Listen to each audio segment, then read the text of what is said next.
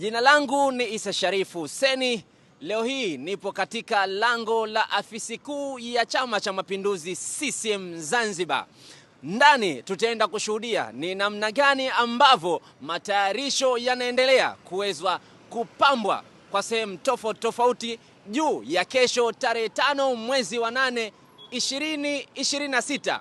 Tutashuhudia ambavyo naibu katibu mkuu wa CCM Zanzibar Mheshimiwa Comrade Abdi Mahmoud Abdi ataweza kukabidhiwa ofisi hii rasmi kabisa na aliyekuwa mstaafu wa naibu katibu mkuu CCM Zanzibar.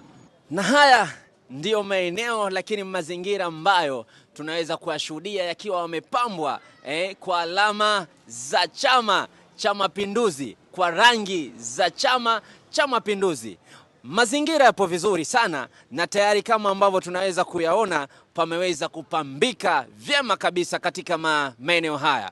Lakini pia tunaweza kuona watu tofauti hapa ambao wanashughulika na uratibu huu wa upambaji.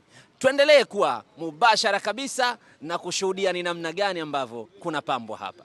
Kama unavyoweza kuona tenti zikiwa tayari zimeweza kusimama, lakini pia majukwaa tofauti ambayo yameweza kuandaliwa.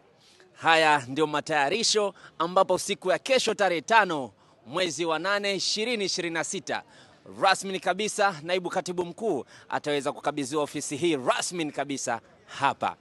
Na hapa tupo tuna mzee wetu tupate kuweza kuongea naye juu ya yanayoendelea hapa. Baba, shikamoo. Marhaba, mjambo? Hatujambo, habari sasa hivi? Mzuri tu. Naona upo katika kushuhudia ni namna gani afisi inavyozidi kupambwa hapa. Wewe kama mzee wetu wa Chama cha Mapinduzi umelipokeaje hili? Ni kawaida kwa sababu akija mpya wajibu apokelewe, afanywe shangwe. Haya hata katika maharusi ndio inavyotokea. Sasa naibu mpya anakuja, lazima tumpokee. Tumuoneshe ile sympathy kwamba sisi tunamkubali. Tumuoneshe kwa kweli tunamkubali.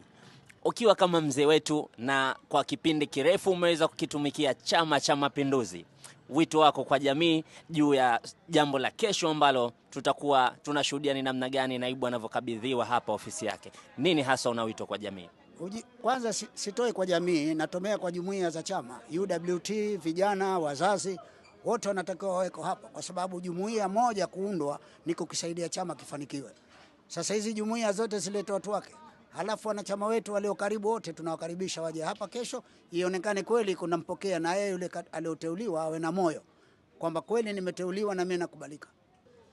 Asante.